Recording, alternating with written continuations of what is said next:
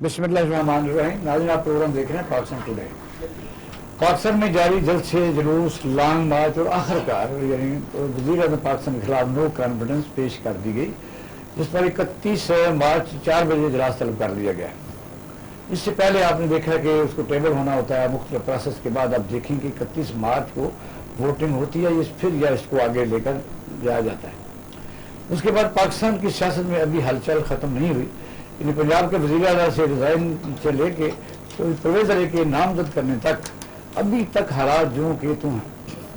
पाकिस्तान में इस वक्त इतनी अनरेस्ट है कि ये तब्दीली भी उस हरारत को कम नहीं कर सकी।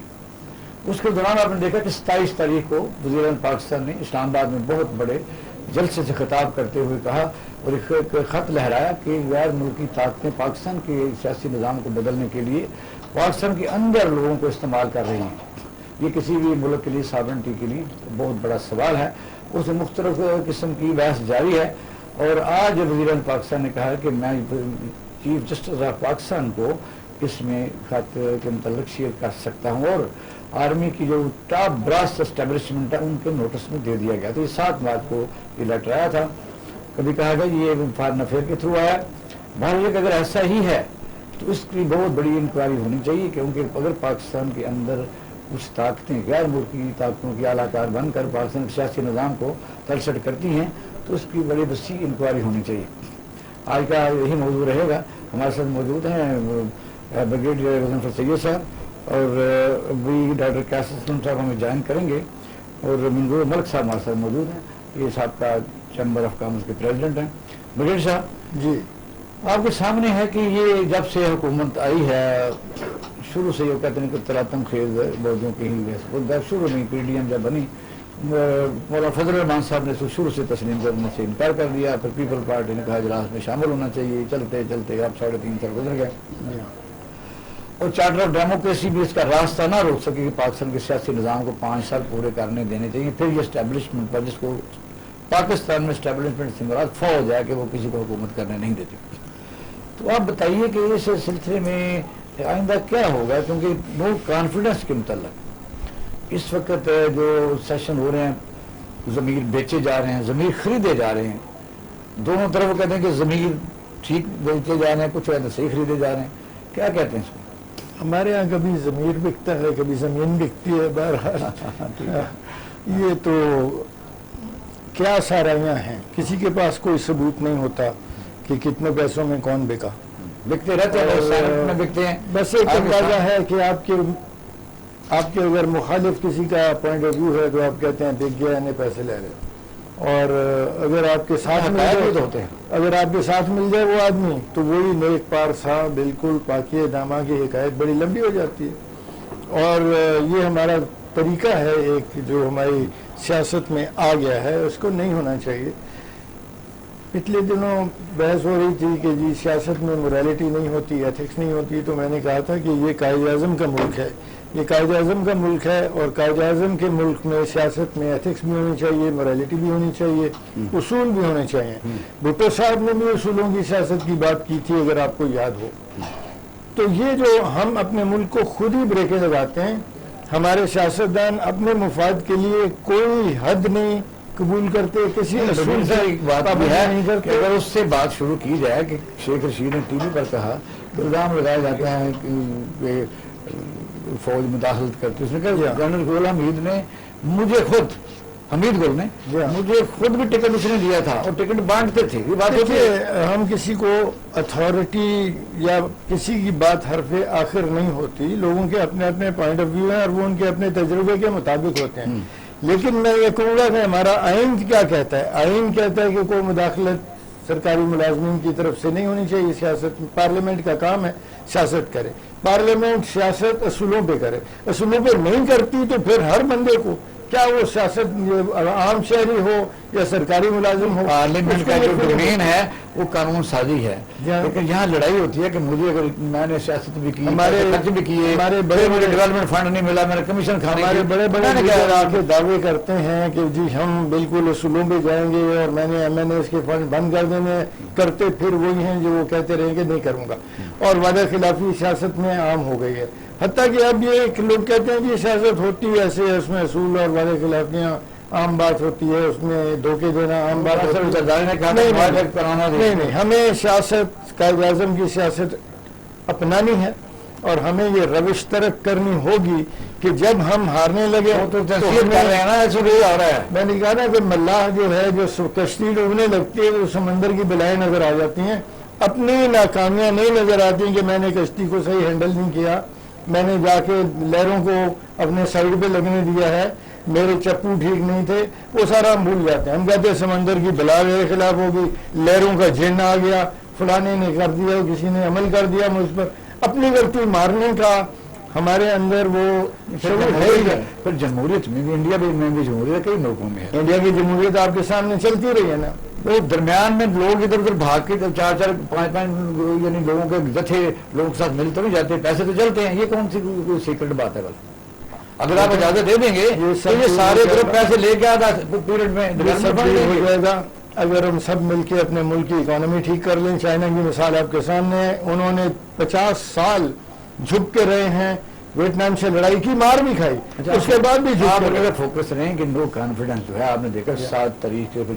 14 سے پھر 21 سے 25 سے پھر آگے 31، اب یہ ہے کہ کیا یہ جو طریقہ کار ہے، ظاہر 14 دن تو کبھی کے گزر چکے ہیں، اس وقت بھی آپ کو امید ہے کہ نو کانفیڈنس میں امید کرتے ہیں کہ پارلیمنٹ سپریم کورٹ کے بھی نوٹس میں ہے، سپریم کورٹ میں ریفرنسز بھی گئے ہوئے ہیں، تو ہماری امید اور دعا یہی ہے کہ نو کانفیڈنس کا مرحلہ جو ہے یہ آئین کے مطابق طے ہو جائے، اور طے ہو گیا تو میرا خیال ہے کوئی بہتر صورتحال نکل آئے گی۔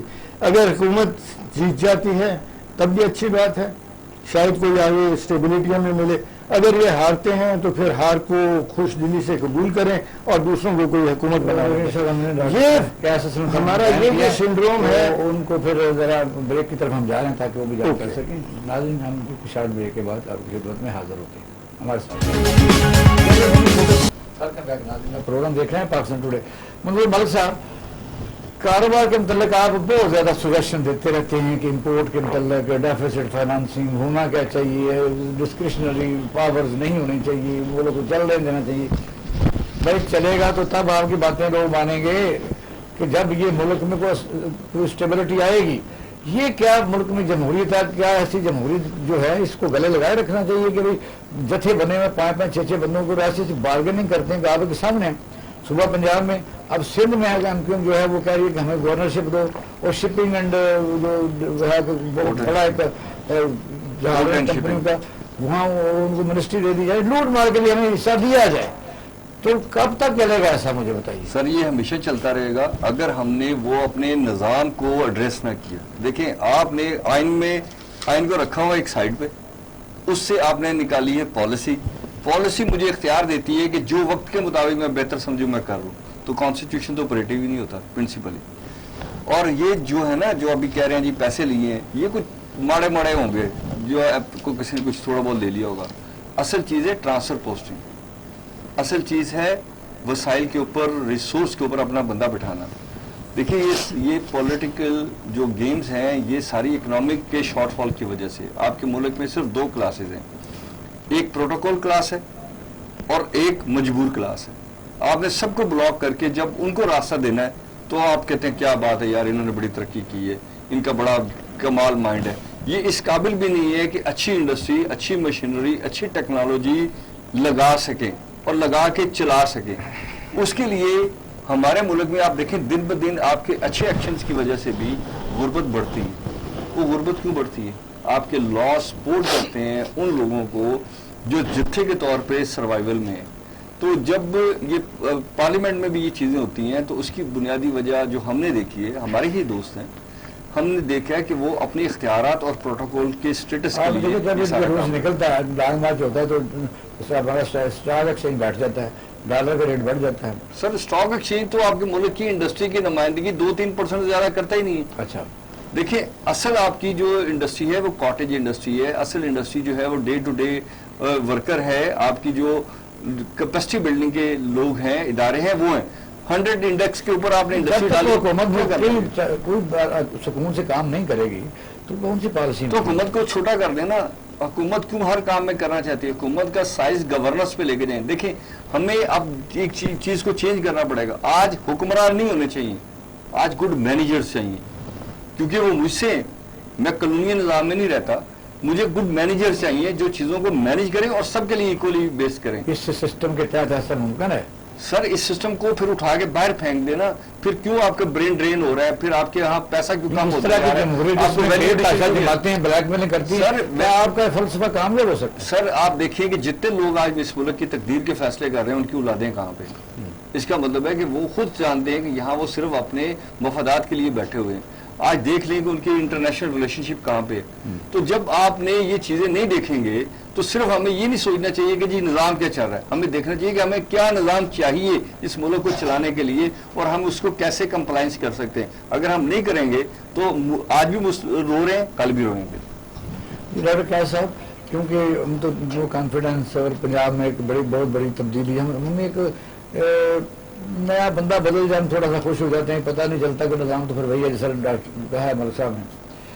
اب نو کانفیڈنس فیڈرل گورنمنٹ میں آپ کے سامنے عمران خان کے خلاف ہے اور بڑے اس پر پوری توجہ اپوزیشن دے رہی ہے. اس پر مبینہ طور پر اربوں روپے بھی باہر سے آئے ہیں, مبینہ طور پر 20-20 کروڑ ریٹ بھی لگے ہیں, اور یہ سچ ہے کہ سندھ ہاؤس پہ میریٹ اور سارا چاگا مانگا ٹور ہو رہا ہے. ان حالات میں کیسے سروائیو ملک کر سکتا ہے؟ آپ اکانومسٹ ہیں تو عمران خان تو کہتا ہے یہ 28% ایکسپورٹ بڑھ گئی ہے, ہمارا جو ہے اس وقت ریزرو بھی بہت زیادہ ہے, سرکولر ڈیٹ بھی ہم نے کوئی کام کیا ہے, ریزرو اور جو جس کو آپ تجارتی خسارہ کہتے ہیں اس کو میٹ اپ کر رہے ہیں. ڈاک خانہ جو ہے وہ بہتر ہو گیا, جیسا ڈپارٹمنٹ ہے پوسٹ آفس, پی آئی چلنا شروع ہو گیا, اسٹیل میں چلنا شروع ہو گیا. کسی کو کام کو کرنے دیں گے تو پھر یہ نا سر یہ بڑے عجیب و غریب اعداد و شمار آپ نے کہے ہیں. یہ آج سے کچھ مہینے پہلے دیکھیں جی, پہلی بات تو یہ ہے کہ آپ کے ریزروز جو آج سے 6 مہینے پہلے 27 بلین پہ گئے تھے, اب وہ 14 بلین پہ آ گئے. آپ کا سرکل ڈیٹ جہاں کہ آپ نے پیسے دیے 2 دفعہ ان کمپنیوں کو, وہ پھر بڑھ گیا ہے. اب تو گیس کا سرکل ڈیٹ بھی آ گیا ہے. آپ کی جو قرضے ہیں اندرونی اور بیرونی, وہ ڈالر کا ریٹ بڑھنے سے تو نہیں ہوا؟ نہیں, اس کی وجہ سے ڈالر کا ریٹ بڑھا ہے. میں آتا ہوں اس کی طرف. آپ کے قرضے جو ہیں وہ 87% جی ڈی پی کا پہنچ چکے ہیں. قرضہ پاکستان پر کتنا ہے؟ کیونکہ سر 3 ٹریلین جب آپ کی جی ڈی پی ہے اور 90% اس کا قرضہ ہوگا تو وہ کہیں نہ کہیں 2.5 بلین. کتنا قرضہ دینا ہے؟ کیونکہ 9.5 دیکھیں, دینا تو ایسے ہے, قسطوں میں ہے. دینا تو یہاں کہیں 11 سے 15 بلین ڈالر دینا ہے, اس سے زیادہ نہیں دینا. مگر زیادہ نہیں ہے. نہیں, اور زیادہ جو ہے وہ اندرونی قرضہ ہے جو آپ کام کرتے ہیں اور پھر کہتے ہیں اگلے سال لے لینا. ان دی کانٹیکسٹ بات یہ ہے جی کہ اصل بات وہ ہیں جو ملک صاحب نے بھی کہیں اور بریگیڈیئر صاحب نے بھی کہیں کہ آپ جو چھوٹے بزنس مین ہیں ان کو تو کوئی مراتے نہیں دیتے. آپ اپنے دوستوں کو مراتے دے دیتے ہیں, پھر وہ ناراض ہو جاتے ہیں کیونکہ جب پتہ لگتا ہے کہ وہ سبسڈیز لے گئے. سے کیا مراد ہے سر؟ ایس ایم ایز جن کو ہم کہتے ہیں, اسمال اینڈ میڈیم انٹرپرائزز, ان کو ایکسپورٹیبل نہیں بنایا ہوا ہے, ان کی کوالٹی کنٹرول نہیں رکھا ہوا ہے. امپلائمنٹ انہوں نے جنریٹ کرنی ہے. آپ کے پاس نہ لیبر جو ہے وہ اسکلڈ ہے, نہ لینڈس پروڈکٹیو ہے, نہ ہی آپ کے پاس ٹیکنالوجی اور فائنینشیل کیپٹل ہے, اور انٹرپرینورز بھی آپ کے جو ہیں وہ انٹرنیشنلی لنک نہیں ہیں, سوائے یہ ٹیکسٹائل کے اور شاید چاول کے. اب جو ایشوز ہیں وہ اگین آپ مثال, میں ایک عجیب و غریب قسم کی مثال دینے لگا ہوں آپ کو.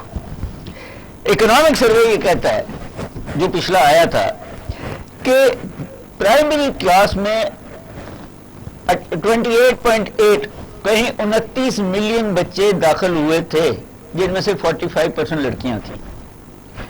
میٹرک میں 2.8 ملین داخل ہوئے, جن میں سے 45% لڑکیاں تھیں.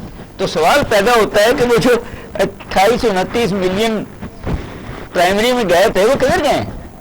جب وہ میٹرک نہیں کریں گے, کوئی 27 ملین بچے میٹرک تک نہیں پہنچے, تو آپ چاہتے ہیں ترقی؟ ترقی یہ ہوتی ہے کہ آپ کے پاس کہیں کہ 27-28 سے اس کی ریزن ہے جی جو بھی ریزن, یہی ہے کمزوری آپ کی پروونشل اور فیڈرل گورنمنٹس کی. صرف خرچہ نہیں ہے، آپ تو اسکول ہی نہیں ہے، آپ نے اپ گریڈ ہی نہیں کیے ہوئے، آپ کے پاس سندھ میں کتنے 8,500 اسکول بند کیے باقاعدہ جی، بٹ یہ بھی تو گورنمنٹ کی کوتاہی ہے نا، پرائیویٹ سیکٹر کو دے دینے سے تو 1600 لڑکیوں کے اسکول بند کیے. جو اسکول ہیں یا سلیبس ہے وہ آپ کو ماڈرن ٹیکنالوجی تک نہیں پہنچا سکتا. سو اکانومی آپ کی جو ہے وہ ان لوازمات پہ پڑی ہے.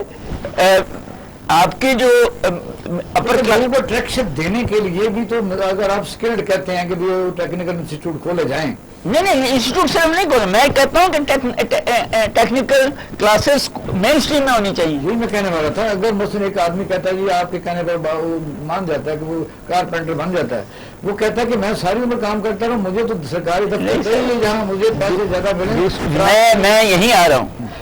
جن ملکوں کی آپ مثالیں دیتے ہیں نا ویسٹ میں، وہ مشکل کام کو زیادہ پیسے دیتے ہیں اور سرکاری افسر کو ریلیٹیولی کم پیسے ملتے ہیں تاکہ لوگ وہ مشکل کام کریں. ہم مشکل کام کو ذلیل بھی کرتے ہیں، ہم اس کو اوے بھی کہتے ہیں، ہم اس کو اس کے پوری اجرت بھی نہیں دیتے، ہم اسے کام بھی لیتے ہیں اور پھر نہ وہ سارے ہم نے جو لیبر لاز میں ڈالے ہوئے پورے نہیں کرتے. سو یہ نہیں ہے سیکورٹی بھی نہیں دیتے جی. جو قانون بنے اس کے تحت تو دے دیں. آپ منیمم ویج 20,000 کی ہوئی ہے وہی دے دیں. وہ بھی نہیں مل رہے. ٹھیک کہہ رہے ہیں. تو یہی ہے نا حکومت کا کام. اس میں کون ہے؟ مثلا آپ دیکھیں ابھی آپ نے کہا ملک صاحب بیٹھے چیمبر آف کامرس کے پریزیڈنٹ رہے ہیں، سیلری تو یہ نہیں دیتے. مجھے پتا ہے فیکٹریوں میں لکھا کچھ ہوتا ہے دیتے کچھ. مگر پھر حکومت کس لیے ہمارا ٹیکس لے رہی ہے؟ وہ اسی لیے لے رہی ہے کہ یہ انفورس کرے. آپ نے جو گراؤنڈ بیسڈ ہو وہاں پر ہوتے ہیں چیمبر آف کامرس ہڑتال کرتے ہیں اور ناطقہ بند کر دیتے ہیں سب. سر نہیں، وہ ہڑتال کی تو بات ہی نہیں، کبھی چیمبر نے ہڑتال نہیں کی، ایسوسیشن کرتی ہیں. سر آپ گراؤنڈ بیس ریالٹی بیس بات تو کریں. آپ چیمبر میں نمائندگی دی ہے نا ٹریڈرز کو. ہم کئی آپ کے گروپ بنے ہوئے ہیں ادھر لاہور میں دیکھتا ہوں. مگر ان ملکوں میں بھی یہ لابیز ہیں جہاں ڈیموکریسی کام کرتی ہے، وہاں بھی یہ لابیز ہیں. کاسٹنگ ہے، جو بزنس کاسٹنگ ہے اس کے اندر آپ نے دیکھنا ہے کہ اس بندے کی آؤٹ پٹ کیا ہے. مجھے ایک پروجیکٹ آپ سمیڈا کو بلا لیں، آپ کسی کو بلا لیں، وہ جو پروجیکٹ پریزنٹ کرتے ہیں وہ تو وائبل ہی نہیں ہوتے. بغیر صاحب یہ بات ہے، ہر کوئی آدمی چاہتا تو ہے، کرتا نہیں. پاکستان میں آپ نے دیکھا کہ آپ کے سامنے کہ ٹیکس جو دینے والے لوگ ہیں دنیا میں ایسا ہے. میں کافی کینیڈا میں رہتے ہیں، میری بیٹیاں دو رہتی ہیں وہاں 40% کاٹا جاتا ہے. یا رونا شروع کر دیتے ہیں. مثلا کہتے تھے مراد دو، ٹیکس دیتے نہیں. ٹیکس کو لینا چاہے تو کمیشن بھی کمزور ہے، کرپٹ بھی ہے، پھر بھی بھر جاتے ہیں. ہاں کیونکہ ہم نے سیاست پر بات کر لی، بڑا اچھا موضوع ہے اس پر. آج سے صرف 22-23 سال پہلے جی ایس ٹی نہیں تھا، پھر جی ایس ٹی ہم نے لیا. اب ٹوتھ برش خریدے، بال پینسل خریدے، جی ایس ٹی اس پہ لگ جاتا ہے. تو ٹیکس تو لے لیا گورنمنٹ نے، لیکن ٹیکس لینے کے بعد جو ذمہ داری تھی وہ پوری نہیں ہوئی. وہ کسی سیاسی گورنمنٹ نے پوری نہیں کی.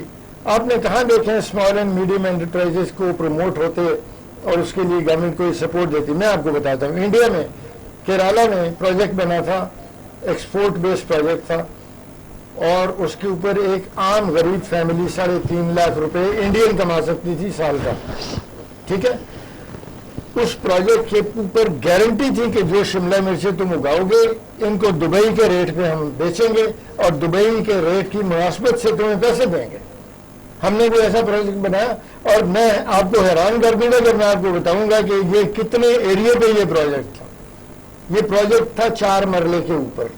4 مرلے میں ایک عام فیملی کو ٹریننگ دے کر شملہ مرچ اگا کے اس کو 3.5 لاکھ روپے انڈین ارن کرنے کے قابل بنا دیا. تو ہم نے ایسے کیوں نہیں کیا؟ اچھا دوسرا، جن لوگوں نے ہم نے کام کیا ہم نے ان کو ریکگنیشن اور ریوارڈ میں. ایک بات میری آپ سن لیں، آج پاکستان میں اللہ کے فضل سے تقریباً 30-35 ہزار ایکڑ پہ زیتون کی کاشت ہو چکی ہے. یہ کس سائنٹسٹ نے کیا تھا؟ اس کو کوئی ستارہ قائد اعظم ملا؟ اس کو کوئی ستارہ پاکستان، نشان پاکستان، ہلال پاکستان ملا؟ نہیں. اس کا نام سنا کسی نے؟ ہم 4 پاکستانی بیٹھے ہیں، کسی کو اس کا نام پتہ ہے؟ وہ خاموش مجاہد ہے نا. اور خاموش مجاہدوں کو تو ہم لفٹ ہی نہیں کراتے. جب تک کوئی اس کے پیچھے پولیٹیکل فورس نہ ہو اور اس سے کریڈٹ جو ہے کسی پولیٹیکل فورس کو ملے. آپ کی بات ٹھیک ہے. آپ دیکھیں پاکستان میں ہولڈنگ زیادہ ہے.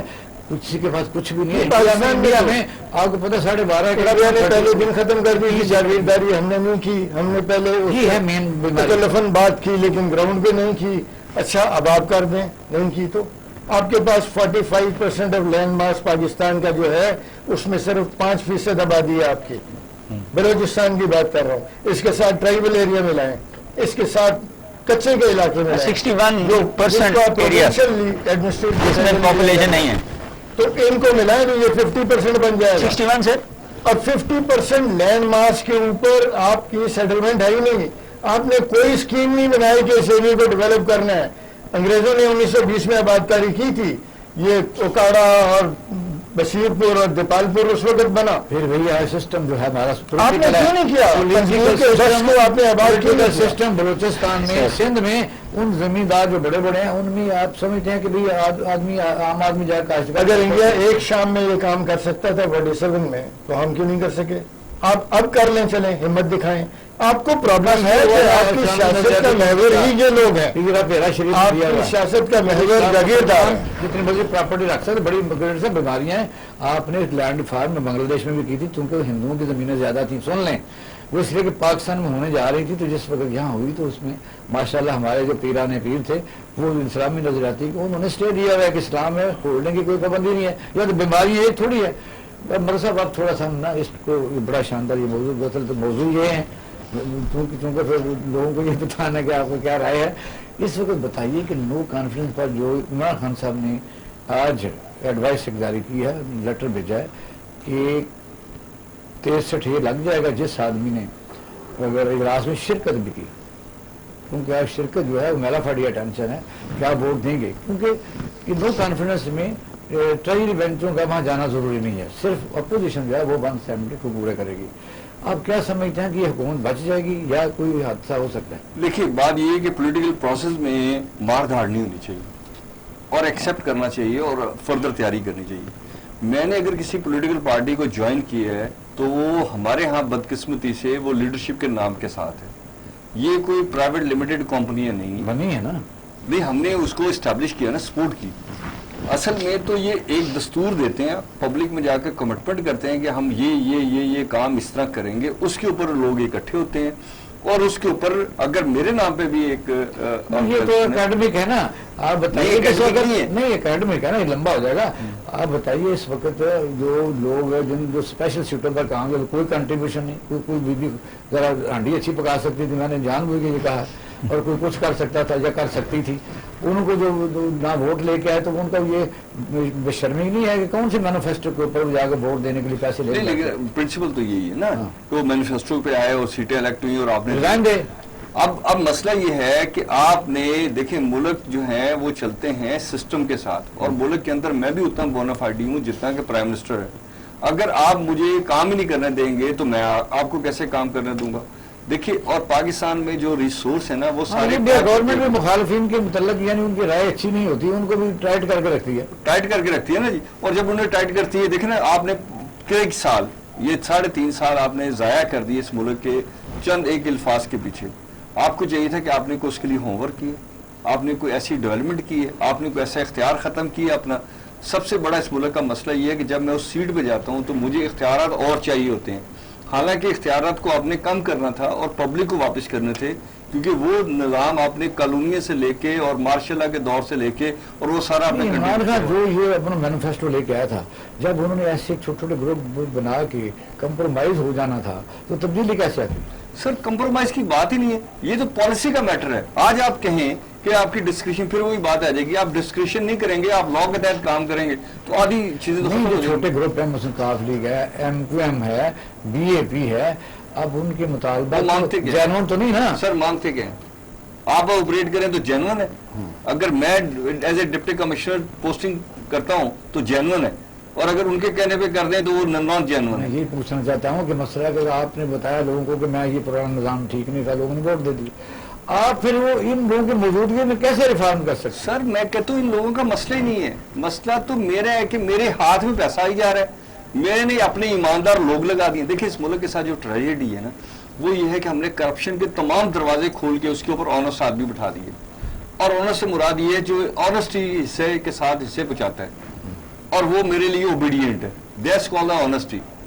آنیسٹی تو برین کی چاہیے تھی, اسٹیبلشمنٹ کی چاہیے تھی. بتائیے میرا یہ خیال ہے سر, آپ کا جو سوال ہے اس پہ, میرا یہ خیال ہے کہ فیڈرل گورنمنٹ تو بچ جائے گی, مگر یہ جو ہیں ابھی ہمارے اسپیکر صاحب جو چیف منسٹر بننے چلے ہیں یہ ہٹ جائیں گے. کیسے سر بات یہ ہے کہ ان کو آپ کی بات کی, انہوں نے کہا کہ نون لیگ جی ان کو نون لیگ کی نہیں ہے, نون لیگ کا تو ووٹ نہیں ملے گا نا, پیپلز پارٹی کے ووٹ پہ تھے, وہی نہیں ملے گا.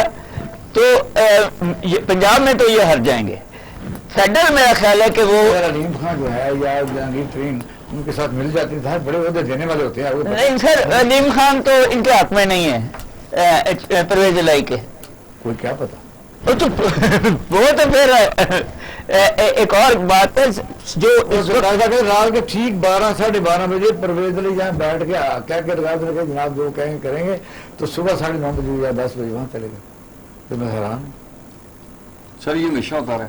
سر دیکھیں اب ہر بندے کا ایک کردار ہے, تو میں یہی کہہ رہا ہوں نا کہ ابھی ووٹ آف کانفیڈنس لینا ہے نا انہوں نے, تو وہ تو نہیں ملتا. مگر فیڈرل میں عمران خان صاحب جیت جائیں. اگر الائز ایک دفعہ الائز بن گئے, لوگوں کو اچھی امیدیں تھیں کہ یہ ایک بڑی پارٹی آ گئی ہے, الائز مل کے حکومت بن گئی ہے.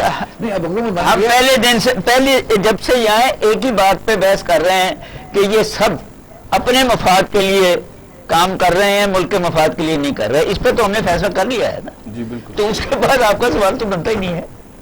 میرا یہ ہے کہ میں عوام کو ہم نے یہ بتانا ہے کہ میرے 10 ممبر ہیں, میں نے اسپیکر بھی بن گیا, میں نے 1-2 منسٹر بھی اور سیکٹری بھی لگا لیے, اور میرے کہنے پر مختلف ڈسٹرکٹ میرے حوالے ہو گئے. ایک سوال آپ سے کر لوں. میں تو پھر ان کا ایسا بندہ بن گیا کہ ان کی سینٹ دے کے میں سینٹ کے الیکشن میں پیپلز پارٹی کو کوئی سیٹ لینے دی تھی پرویز الہی نے, یا بھی جو سینٹ کے الیکشن میں نون لیگ کے ساتھ مل کے پی ٹی آئی کو ملا کے ساری سیٹیں پی ٹی آئی اور نون لیگ میں انہی پرویز الہی صاحب نے بانٹ دی تھی. تو زرداری صاحب پھر اس کی باتوں میں آ گئے, یہ کیسے ممکن ہے؟ اچھا ہاں, سوال یہ ہے آپ کا.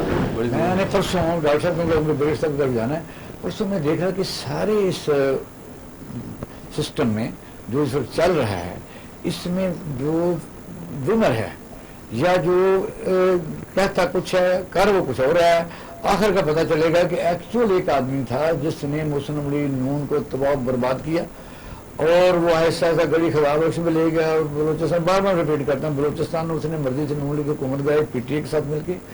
اب بھی کہیں ایسا تو نہیں ہے کہ جو بظاہر نظر آتا ہے کہ پی ڈی ایم بنی ہوئی ہے نون لیگ کے ساتھ, ایکچوئل جو زرداری صاحب ہیں وہ سارے کام تو پی ٹی آئی کے کر رہے ہیں. سر پہلی بات, جب پرائم منسٹر کا الیکشن ہوا تھا تو پیپلز پارٹی نے ووٹ نہیں دیا تھا. پریزیڈنٹ کا الیکشن ہوا تھا تو پیپلز پارٹی نے ووٹ نہیں دیا تھا. اسمبلی کے جو اسپیکر ہیں اس کا وہ تو پیپلز پارٹی. اور یہ جو کل کی تقریر میں عمران خان صاحب نے بھٹو کی تقریر کی ہیں, تو آپ کا کیا خیال ہے پیپلز پارٹی کدھر جائے گی؟ میں تو ویسے پہلے دن کنوینس ہو وزیر صاحب, یہ ایسا نقطہ ڈسکشن میں ہے کیونکہ میں جب ایز اے اچھا وزیر صاحب, میں نے سوال آپ سے یہ کرنا تھا کہ ہم نے بریک کی طرف جانا ہے. یہی سوال جو ابھی ہم ڈسکس کرتے ہیں اس سے بات چیت کا یعنی پھر آغاز کریں گے. ناظرین اب ہم لیتے ہیں چھوٹا سا بریک, ہمارے ساتھ رہیے گا.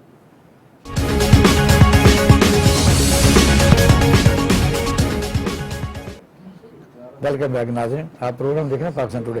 بریک صاحب, آج سفر زرداری کا کیا رول ہے, یہ سارے سیٹ اپ میں سمجھتا ہوں کہ کیا نون کے ساتھ ہے؟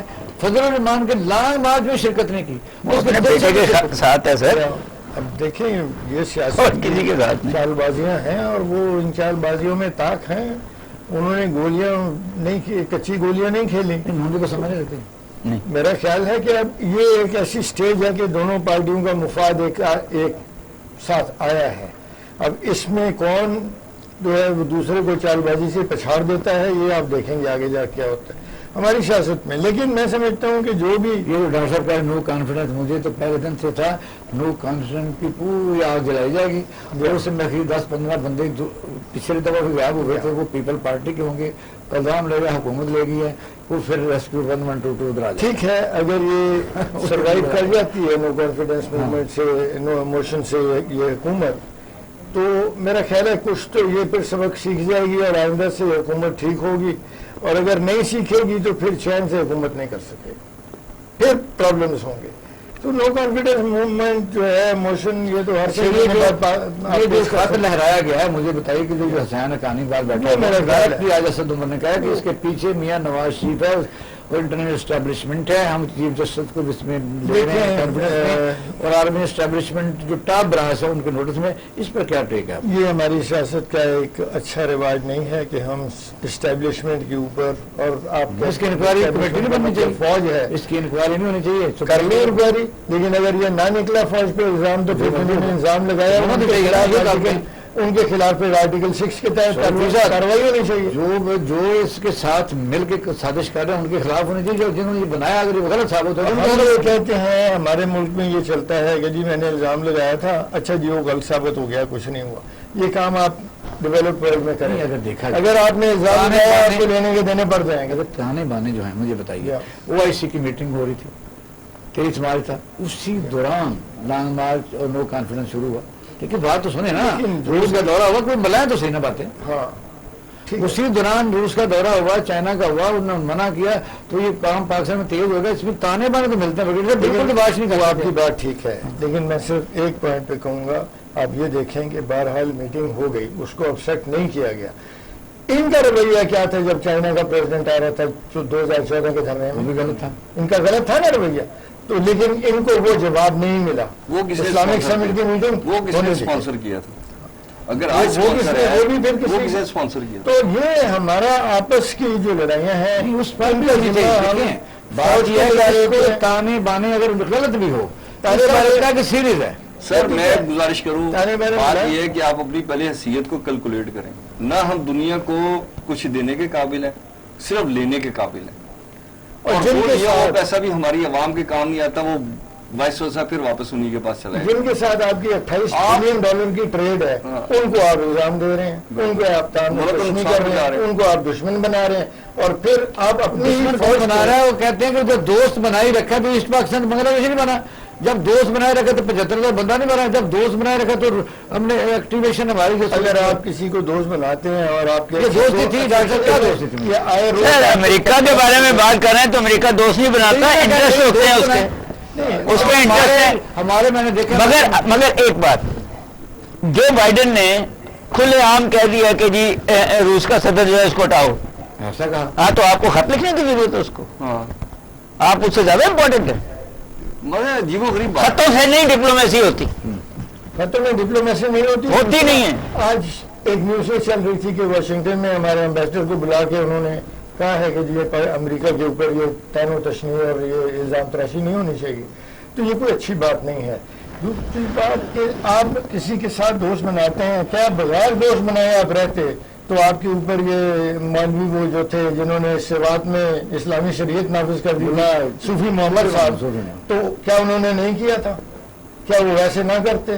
اب آپ کی امریکہ سے وہ چلے گئے، اب وہ پرابلم نہیں ہے. اب آپ امریکہ کے بغیر آپ رہ سکتے نہیں. آپ کے روز جوان شہید ہو رہے ہیں نا، آپ کے کپتان شہید ہو رہے ہیں، وہ بم دھماکے ہو رہے ہیں نا، تو وہاں شورش جاری ہے. روز انٹیلیجنس میں آپریشن ہم کر رہے ہیں، اس میں کامیابی بھی ملی ہے، اچھی بات ہے. لیکن لڑائی تو پھر بھی جاری ہے. وہ جو کہتے تھے یہ ہماری جنگ نہیں تھی، ان کو یہ اب کس کی جنگ لڑ رہے ہیں آپ؟ اب آپ کی اپنی جنگ ہے.